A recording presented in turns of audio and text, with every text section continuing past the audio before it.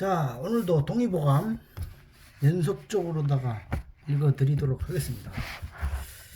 저번에 이어서 읽을수록 배울 것도 많고, 양생오난, 일상생활 가운데 건강의 비결이 있다. 요즘 세대는 신문 잡지를 들치면 건강법이 토막 지식이 나와 있지 않은 날이 없고, 텔레비전이다, 헬스클럽이다, 강습회다, 온통 건강에 대한 관심으로 천지가 가득 차 있는 느낌이 든다. 옛날에도 그랬던지 불구수의 자연 차양 생지 대지야. 건강 외치지 않으면서도 자연적으로 수명이 연장되어 장수하게 되는 것이 바로 양생법이 올바른 길이니라 라고 하였다. 건강은 멀고 어려운 곳에서 찾으려고 할 것이 아니라 일상생활 가운데서 건강에 해로운 것을 하지 않도록 하는 것이 건강의 비결이라고 하였다. 건강을 해치는 5가지 조건을 들고 있다. 건강을 유지하는 데 있어서 5가지 장애물이 있다. 건세와 재물을 탐내어 언제나 조바심하는 생활이 첫째. 첫째 장애물이요. 희로애락의 감정을 조절하지 못하는 것이 둘째 장애물이요. 아름다움과 예쁜 목소리 유혹을 멀리하지 못함이 셋째 장애물이요. 고량진미 아니면 식사를 못하는 것이 넷째 장애물이요.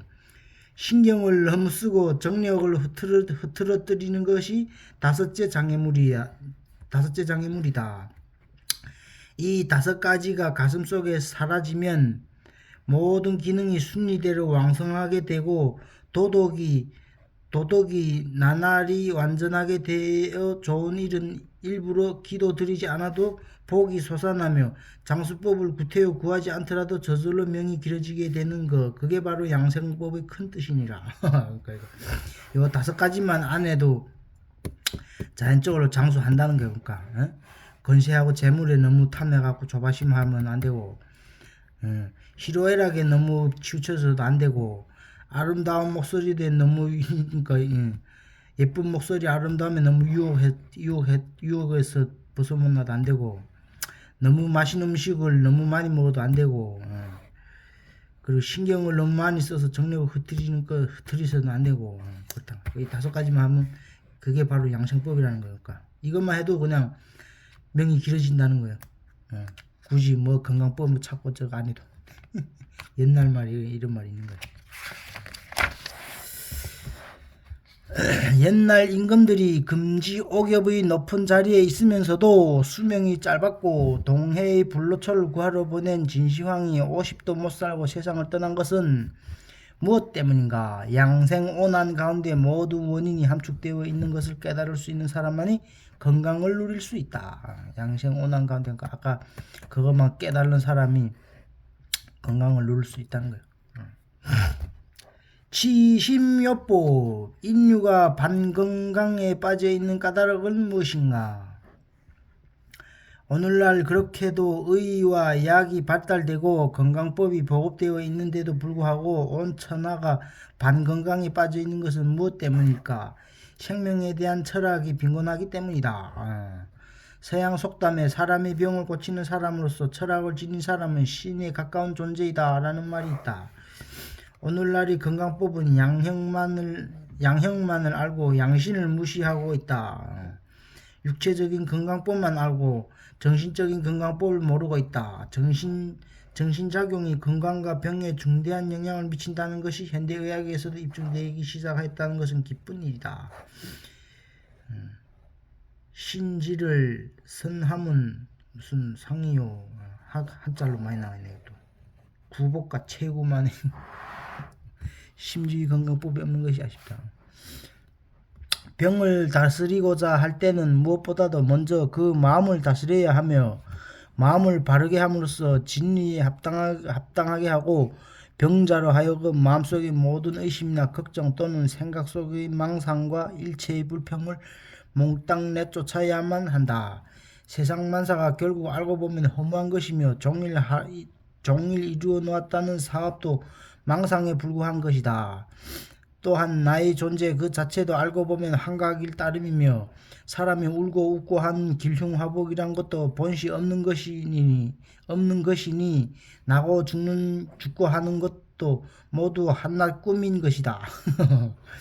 이렇게 한번 깨닫고 나면 만사가 후련하게 해석되어 마음이 저절로 깨끗하게 되고 병도 낫게 된다. 이렇게 된다면 입에 약을 넣기 전에 벌써 병을 잊어버리게 되는데 이것이 바로 진인이 도로서 마음을 다스려 병을 치료하는 대법이니라. 이런 말도 있는 거야. 만사가 그냥 험한 거지. 그러니까 어떻게 보면 그렇다고 뭐 열심히 안 살 필요는 없지만서도 어쨌든 알고 보면 뒤에 가서는 결국 이걸 깨달게 된다는 얘기야. 사람은 도통한 경지에 따라 가장 높은 것을 진인이라 하며 지인, 성인, 현인이 그 뒤를 따른다. 진인이 제일 높은 경지를 이제 진이라고 한다. 진인. 진인.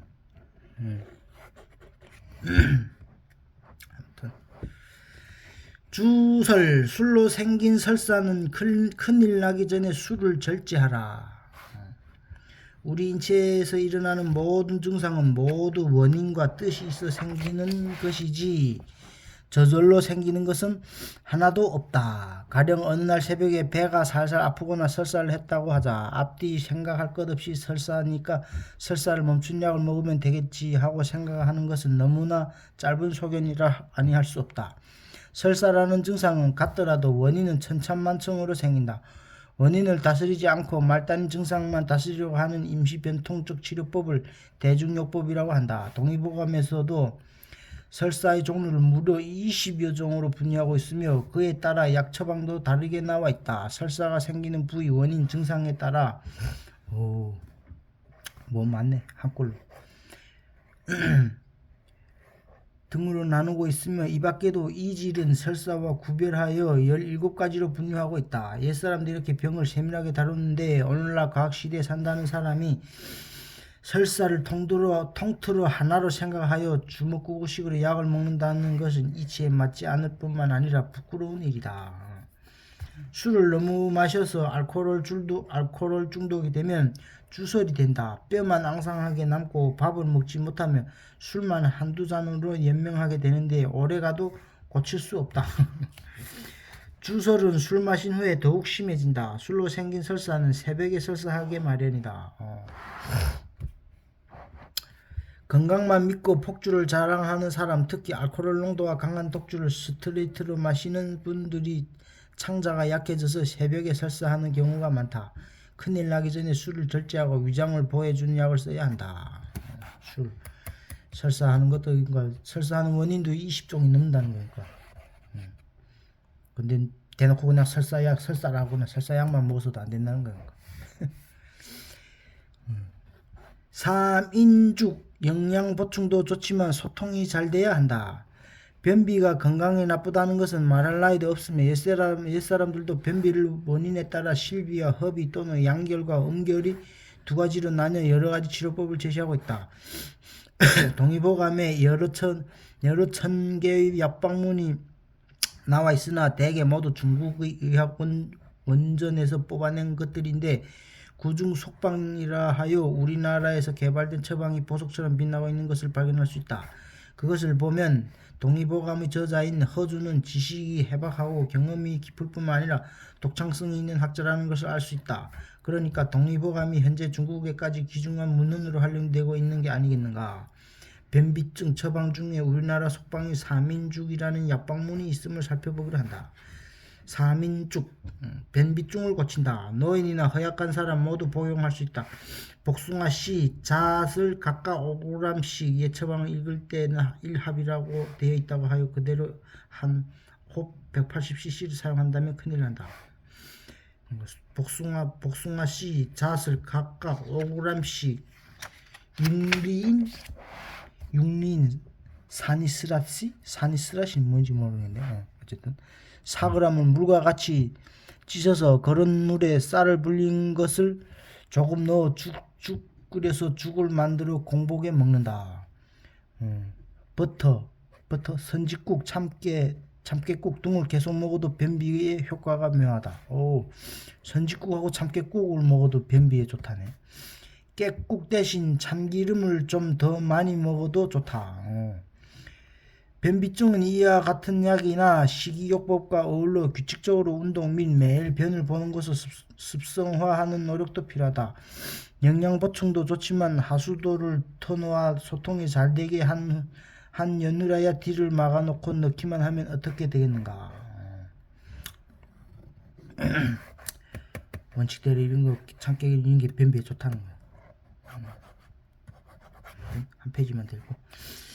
부인잡병. 부인병은 남자병보다 10값을 치료하기 어렵다. 여자가 남자 다를 것이 무엇이냐. 남자가 하는 일이라면 여자도 모두 다 할 수 있다. 이런 식으로 생각하는 남녀 동권이란 위험천만이다. 남자와 여자는 생리부터 다르게 되어 있고 따라서 인생이나 사회에 있어서도 직분도 구별되게 마련이다. 같은 약을 복용하더라도 남자와 여자에 따라 반응이 다르게 나오고 더욱이 여자일 경우에는 사춘기, 임신, 수유, 월경 등에 따라 약에 대한 감수성이 달라진다. 그러기 때문에 여성의 병을 치료하는 것은 남자의 10값을 힘들다고 했다. 부인병들의 병은 남자병보다 10값전에 치료하기 힘들다. 남자보다도 좋고 싫어하는 기호의 욕망이 크고 병에 대한 감수성도 남자의 갑절이 된다. 더욱이 질투, 근심, 걱정과 노여움, 사랑과 미움 등의 심리적 감정에 뿌리 깊어 스스로 억제하지 못하기 때문에 병이 깊어지는 것이다. 부인병에 대해서는 남자에 대한 약방문과는 다르게 하여야 하는데 여자는 월경, 임신, 출산, 자궁 등의 여러가지 생리병이 남자와는 다르기 때문이다. 이와 같은 여성의 특성을 무시하고 여성의 병을 너무 소홀히 다루어도 아니 되고 또 지나치게 과잉보호를 하여도 여성의 부종수소를 조장하여 주는 결과가 된다. 부종수소란 갱년기 전후의 여성들이 꼬집어 이렇게 내세울 병이 없는데도 불구하고 여기저기 일정치 않은 병감이 생겨 고통을 호소하는 증상이다. 이런 때 남편이 너무 무심하면 무당이나 점쟁이다, 산천기도다 하는 식의 미신 입시로 가정을 돌보지 않게 되는 수가 있고 또 너무 지나치게 보호를 하여주면 아예 자리 깔고 누워 진짜 병자가 되기도 한다. 여자들 병, 부인병. 남자하고는 다르게 하라는 거. 아무튼 오늘은 여기까지.